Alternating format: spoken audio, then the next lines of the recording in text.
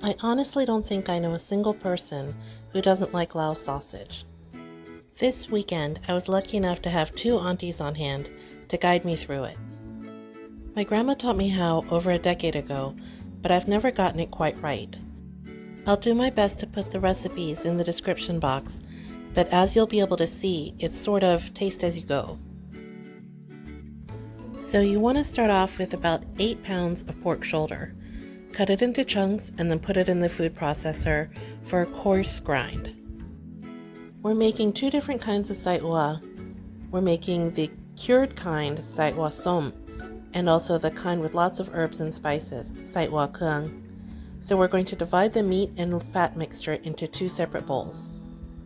It ended up being about 4 cups of ground pork and then 2 cups of diced up pork fat in each bowl.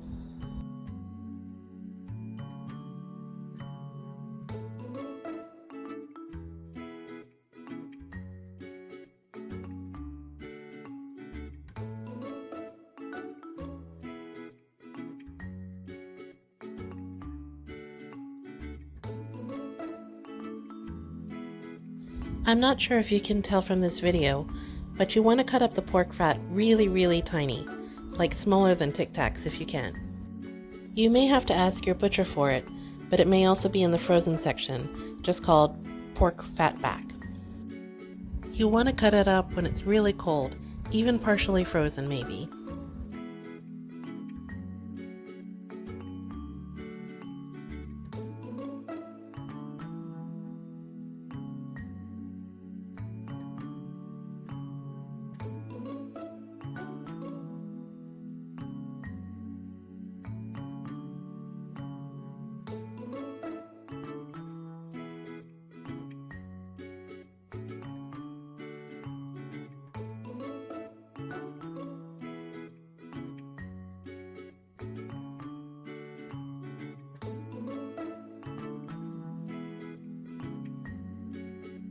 For the Sai Oua Kueung, you need a whole bunch of aromatics, like shallots, garlic, lemongrass, galangal.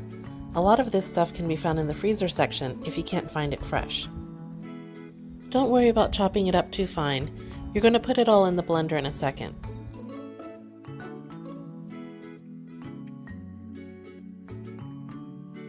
For the Sai Oua Som, you need some cooked white rice, just regular long grain rice like you would eat, soaked in water to make it ferment. Don't worry, the salt also cures it.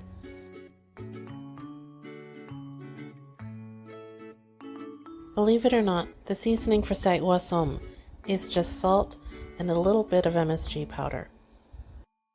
Garlic and soaked rice are the only other things you add. You can test it out by putting a small portion on a plate and microwaving it for 15 seconds. Just give it a taste and see if it needs more salt.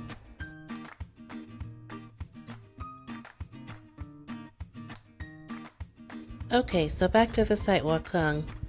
You want to blend up all of the aromatics you chopped up, along with some water. As a side note, my aunt bought this blender in 1975. How cool is that?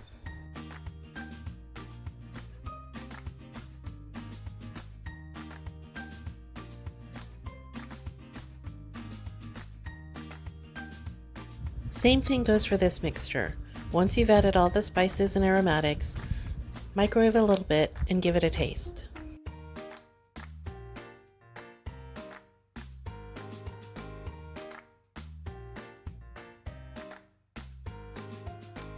You don't even need anything fancy to stuff the sausage. Just cut the top off of a water bottle and use it like a funnel.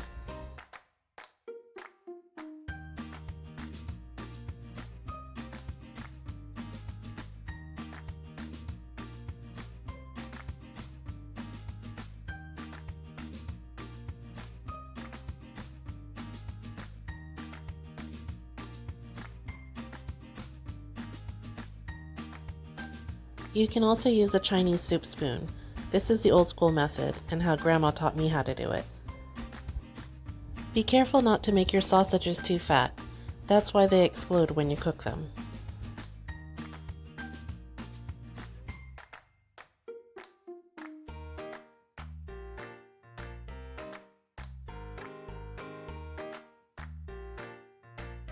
Once you're done stuffing them, knot one end, twist into the lengths you want, and then you can either knot the last end or just sort of leave it open.